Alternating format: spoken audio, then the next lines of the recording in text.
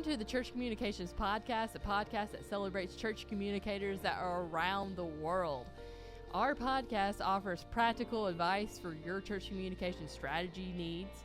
And this podcast is brought to you by Kacie Allred and Josh Taylor of churchcommunications.com.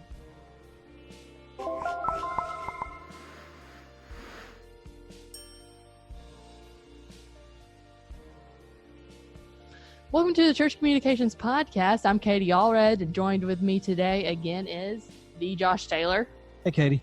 How's it going? Good. How are you? I'm hanging in there today. Yeah? Yeah. Every time you say okay or I'm hanging in there. That's usually how Has it I been a feel. tough summer? It has been. Do we need to talk and do some counseling? I've been very busy. Maybe we'll do that after this. Good. But today is a really exciting podcast just because we're joined with Kacie Frazier from the Kindrid team. You've heard a little bit about Kindred throughout the season, and we're just really excited that they joined us today. Kacie is the church success lead at Kindred, and I'm sure we'll actually learn what that means. So hi, Kacie. Thanks for joining us. Thank you. Hi, Katie. Hi, Josh. Hey, Kacie. So how's it going? It's going, right? What did you say? I'm hanging in there. Yeah. I always imagine that kitten poster, right? Or the cat that's just like barely hanging in there. Like, I'm making it. Yeah, no, busy summer. It's all good. Well, that's good. So you are the church success leader for Kindred, and tell us a little bit about what your role is at Kindred. First, tell us more about Kindred, because our listeners have been hearing about Kindred because you guys have sponsored this season, and we've really enjoyed talking about giving and online giving throughout the season, and you guys are making that affordable, not only to have an app, but also to do online giving for churches. So and text to give. Yeah, and text to give. So tell us a little bit about Kindred and tell us about your role at Kindred. Yeah, I'd love to. The short answer is Kindred is a digital giving provider. So we provide exactly what you said: online, text, in-app, kiosk, just about any way that you would like to give your church or nonprofit organization money. Kindred will help facilitate that. What I love about Kindred is we were founded by the church for the church. And of course, for faith-based nonprofits, not just traditional churches. But with that in mind, stewardship is a huge piece of our heart, and growing generosity. So we love providing these really awesome and excellent tools, but at super affordable rates, so that those churches and organizations can serve their communities and ultimately grow the kingdom with a really affordable product, but that truly meets their needs. So my role is really fun. I don't have to sell anything. I just get to serve our churches. So once you are in the Kindred family, it's my role to partner. I love partnering with our pastors and communicators to help them become more comfortable talking about money, hopefully raising more money, because churches are nonprofit organizations, right? At the end of the day, churches are fundraising.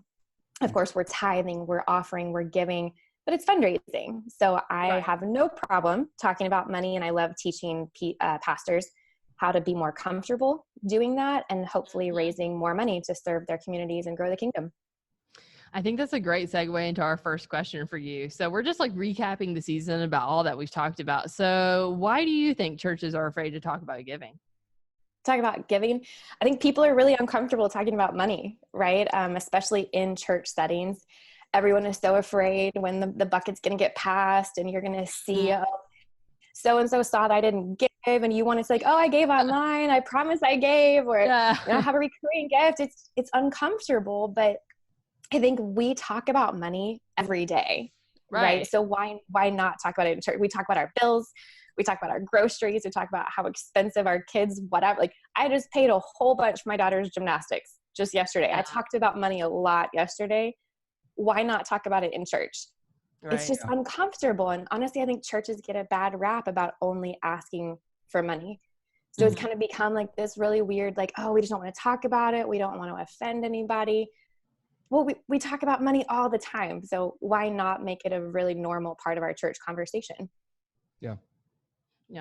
So what do you think's at stake if people don't give? Well, it's like we said in the beginning, we don't invest in our communities in the ways that we really can. One of the things that I love about my home church is we talk about generosity every single time. You will never attend a service where you don't hear generosity offered to every single person, whether it's the first time or the 100th time they've come, you're going to hear us talk about the opportunity to be generous, right? Mm-hmm. But it's not just this vague, like, let's give our money and we don't know where it goes. Our community partners are so connected to the mission of our church that I know exactly where my money is going in my community, right? And it's so transparent that I love, we connect the cause to the ask. Mm-hmm. So what's at stake is my actual community, my neighbors, my neighborhood, my community partners are not going to have what I know my church is supporting them in. So there's this really tangible connection, and we often miss the boat on that. Mm-hmm. But so much is at stake, not just with missions and spreading the gospel, but our actual communities and meeting really tangible needs too. Mm-hmm. So your role there is to help churches get more people invested into the ministries to be successful in the area, especially when it comes to giving and online giving. I want to talk more about that and some of the strategies that we have in just a minute. But as a follow-up to that last question, what would happen in our churches if more people did give? Well, our reach is just greater, right? It's a numbers game. So if every single person gave, there are such a tangible connection to where those funds go. And I think that's often the missed opportunity, right? So many people give or they don't give because they don't know where those funds are going, right? So when we do connect that to a very tangible cause and we make that really transparent, I think people are looking for an opportunity to give and would be more generous if they knew exactly where those funds were going. Yeah. So we just need to do a better job of communicating how those funds are used and how truly important they are to fulfill these goals and these community engagement opportunities. Mm-hmm. Right there, I think the local church is the hope of the world. And we fund that quite literally with our dollars. Yeah, I think I love what you're talking about with transparency. I think that matters to millennials on a whole different level because we've seen scandals where money has been mismanaged, and we also don't have a lot of money.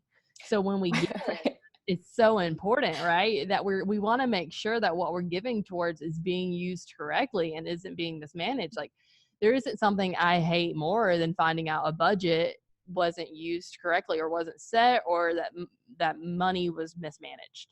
Totally. And yeah, I love that you mentioned millennials. Like, there's different types of givers, right? And a more traditional giver most likely gives out of obedience, from biblical obedience. That's just what we do. We give our tithe, but that's not every generation. And we do have skeptical givers.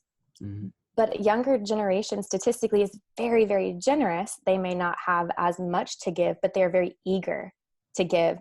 But they're going to have some questions. So let's have those answers prepared and transparent and readily available so that we can then accept and hopefully make it very easy to accept that donation, remove all the barriers to giving. And transparency is a barrier for giving, right? Not just the ease of the gift, but having that answer super easy. Yes, we'd love for you to give, and here's exactly where it's going. Here's the administrative cost. Here's the overhead. Here's exactly how much of your gift is going to reach the cause that you think you're giving to. Yeah. Right. I think that's so important because there is a difference in those generations. I can think of my parents and my grandparents. They give because that was just it was a habit that they created. It was a discipline that they did. There's a lot more trust with their leadership and almost like, we're going to give to this, and it's between them and God what they, what our leaders do with that. Right. And we're going to trust. With younger folks, we all do often get a bad rap, but honestly, I do think millennials and younger, if you put a mission in front of us, we're going to be all about it. But if you're going to ask us to do something without there being a real missional reason why, then we are going to be skeptical. We're probably not going to jump on board and invest our resources into it. But if you put a mission in front of us, we're going to jump on it, especially if it's a mission that we're really passionate about. Yeah. Oh yeah. And I mean, that's kind of a different topic, but you're talking about cause marketing, right? And that in and of itself is such a generational thing. Almost impossible to find something that you can give towards that is not a give back or, a matching donation. That is a very generational thing with cause marketing. So churches really are not exempt from that or any different, and can honestly lean into that to increase generosity, to blow up the amount of giving in a community by connecting with a cause. And I'm not suggesting that you shouldn't give without a cause, but helping connect the cause to the giver, man, that people are just ready to give. They just want to know to where. Yeah. So that's a great point to the follow-up question to that is, do you feel like in your experience, most people are just naturally generous? I think we are. I think we are just innately, we want to give, but again, how much do I have available to give, and what is important to me? So as a mother, things like women's ministries and children's services, that might be really dear to my heart, where something completely different could appeal to a different type of giver. Right. So we all kind of have those avenues, which again, I love that my home church makes it very clear who our community partners are. And I don't have to necessarily support all of them, but I know exactly what might connect with me and my family. So not just our tithe, but then my offering, where is that truly going? It might be something that's special to me. I want to be generous. I may not have a ton to give, but hopefully my church talked about money. Hopefully my pastor viewed speaking about money as a pastoral opportunity, right? Teaching me and my family how to have financial freedom so that we have the margin to give. That is a pastoral opportunity. So going all the way back, why should we talk about money? Because it's pastoral, right? And then we have this margin. Then we're allowing people an opportunity to connect with their innate generosity. I truly believe that generosity is a characteristic of God. Yeah. So we are being like our Creator when we are giving, but we have to have the margin. Therefore, we have to have the training. We have to have the financial freedom to do it. And then we have to know where to give. Yeah. And then ultimately it has to be really easy. We have to remove those barriers. Yeah. And when I have it to give, it's got to be simple. Kacie, you're just preaching over here. I can just I'm just like, tell me more. I would love to. Want a giving solution that inspires generosity without blowing through your budget? Kindred's offering a totally free $0 per month online giving account for our church communications listeners. That's right, you get online giving for free. Look, this is a special offer, so act fast. Go to kindrid.com/churchcommunications to join. That's kindrid.com/churchcommunications, and you can join there. Okay, so Kindred believes generosity is one of the most powerful witnesses to the gospel. It transforms communities. We believe that too. That's why they created this deal. They make it affordable for you to equip 100% of your church to participate in your vision. Remember, this offer won't last long, so go to kindrid.com/churchcommunications and save thousands with an exclusive deal. Yeah, we can't wait. So I want to get into in just a minute some of the ways that you help churches be successful in the area of online giving. But before we do that, why should churches implement online giving as part of their giving strategy or giving methods? Because I don't have a checkbook or carry cash. I think that I have a checkbook somewhere. I honestly know that I do. I don't know where it is. Because to be honest, I'm not present every single Sunday when the bucket passes by, because I get paid a different day of the week. Sometimes I go on vacation. So all of these and so many other reasons are why digital giving has to be available. There are so many statistics of how many people pay at least one monthly bill from their smartphone. So we're used to digital transactions. To not offer digital giving, you're just simply giving people a reason not to give. And again, we just said they want to. So provide the opportunity, even whether they are physically present or not, in a variety of ways, right? So some people may want to go online. Some people still want to log on to an actual computer. Totally cool. Click the church's website, click here to give. Great. I've got my smartphone. I might want to text. I may want to use a kiosk at the church or a mobile app. So making all of those available. I love that when I first came to Kindred, it talks about engaging 100% of your givers. And at first that kind of struck me as odd. Like, are we trying to get everyone to text? It's like, my father is never going to text his offering. I was like, no, we're just going to provide 100% of your congregation a way to give. And if that's still by writing a check and dropping cash in the bucket, that is fantastic. I don't want to take that away from anyone. Generosity is generosity.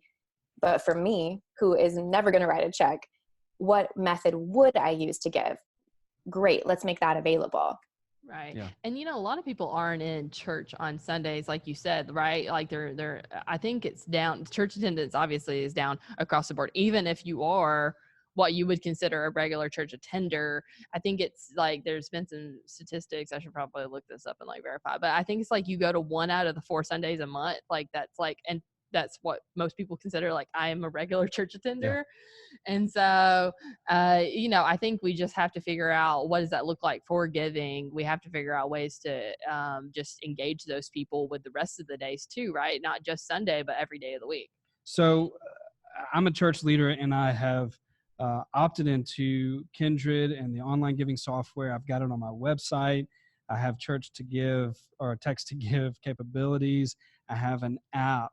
Now, how do I become successful in implementing this into our church, onboarding our church to get used to using it? What are some of the some tips that you offer to pastors and church leaders to be successful in the area of online giving? I love that you asked this question. The very first thing you do is schedule a call with me, and I will teach you all of the ways. First, truly, I say that half jokingly, but Kindred does offer free success coaching to every single one of our churches. Mm-hmm. Everyone on your staff. There's no limit of how many times you can schedule some time with us, and we will dive into whatever topic you need. But launching digital giving successfully at your church is critical to seeing utilization. Right. So what I mean by that is that pastor, that church communicator, who is that congregation trusted they're giving to, right? So who is their communicator? Who's the face that they see every Sunday? And then what is that pastor saying about giving? What I hope they're saying is, I am so excited to tell you about a new way you can give. And it's online, it's through text, it's through this app. I've done it myself. Mm-hmm. And hold up your phone and show I've done it, or I'm going to do it right now. We can do screen caps where it's on the screen behind the pastor. He can do it live and say, this is my family's way of giving now. One of the things I love that we can provide is the opportunity for the giver to actually help even cover the processing fee. Mm-hmm. So back to the very beginning, transparency. I would love for pastors to say, I love that we can offer digital giving, but let's be honest, there's an expense involved.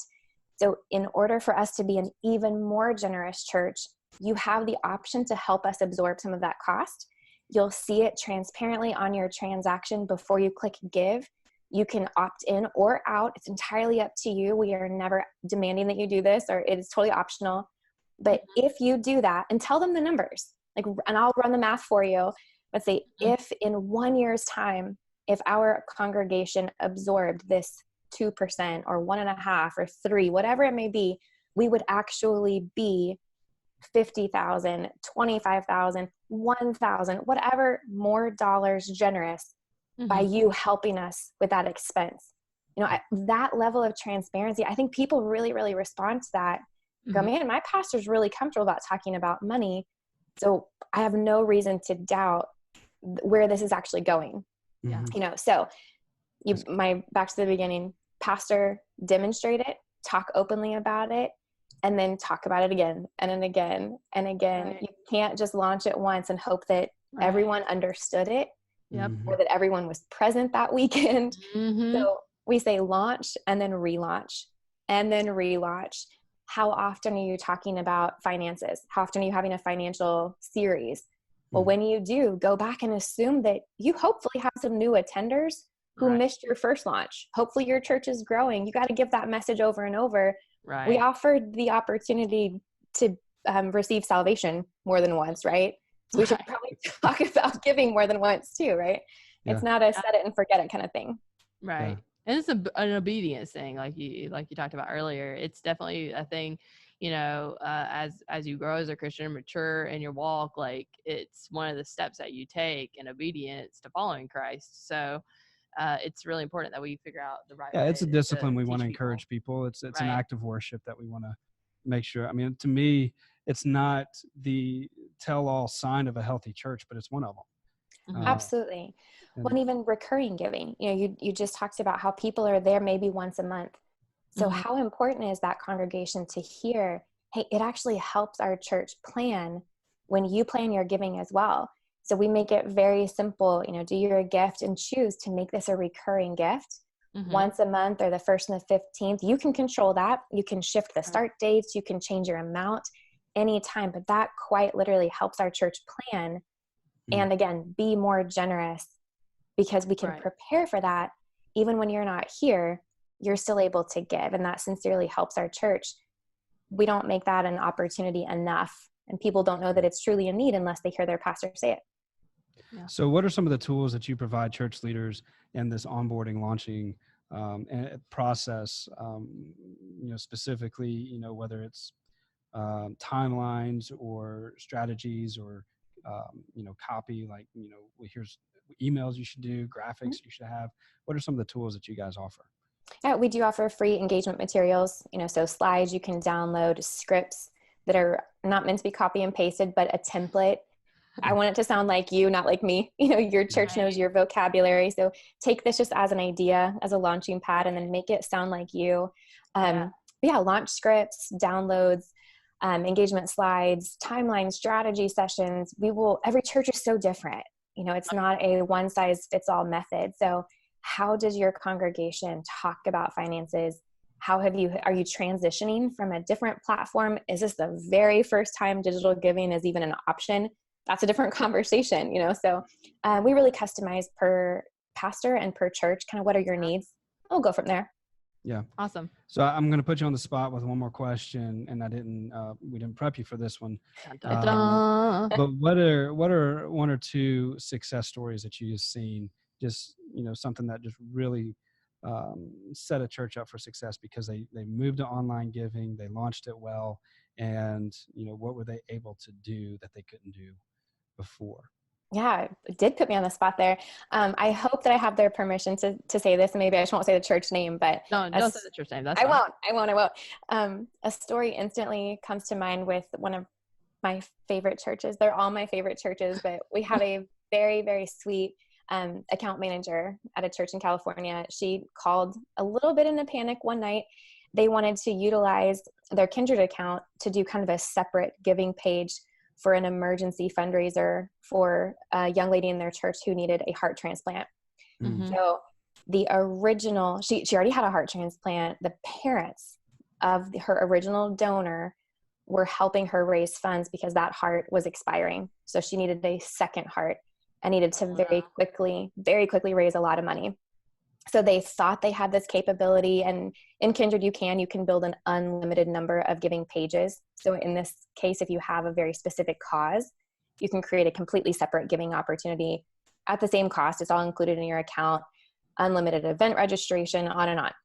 It's like, I think we can do this. How do we do it? And they're in California, I'm in Central, and it's like 9 p.m. on a Saturday night. And I'm just building this page for them really quickly so that they could launch a separate giving page and really rapidly raise funds for a young lady in their church who desperately, like literally life and death, needed to raise money to save her heart. Wow. So being able to do that, that's really cool. Yeah, that's cool. Yeah, it was awesome. So and able to engage givers. So that page was able to be shared well outside the walls of that specific church. We are the church. The church is not a building. We take it everywhere we go. So that family could share this opportunity to be generous. Like we said earlier, people love to be generous. So that may have been a cause. Someone may not go to church. They may not know Christ. They wanted to give to this. And that could have been the way that they found the Lord, through giving. And I love that. I love that that's part of my job. Yeah, that's awesome. That's great. It's a cool story. Thanks for joining us today. Yeah, thanks for having me. Yeah, we really appreciate it. Yeah, we're so grateful for what companies like you guys do and just what you're offering, the generosity that you guys have been for the church leaders in this group that are listening to you. You guys are offering a really great deal, and we really do appreciate that. You really are making apps and online giving affordable, which is really an opportunity for churches to just grow and continue to increase their influence that they have in the community for the gospel. So thank you for what you guys are doing and being a part of our season, this season for church communications. Yeah. It's truly a pleasure of mine. Thank you so much. Yeah. If you want to learn more about Church Communications, you can find us at churchcommunications.com. You can find our Facebook page and group on Facebook. Just look for Church Communications. You can find this podcast wherever you find your podcast. And thanks for joining us today. And you can go to kindrid.com/churchcommunications and take advantage of the deal that they're offering, an app and online giving for free for a limited time. $0. That's a great deal. So go check it out. Yeah. Thanks. Our friends at Kindrid are being crazy generous. If you tweet @_Kindrid, again, that is @KINDRID_Kindrid, and tell them why you need a church app, they'll make sure you get one of those too for free. Okay? Did you hear that? Online giving and a church app for free. Just tweet @_Kindrid and tell them why you need a church app.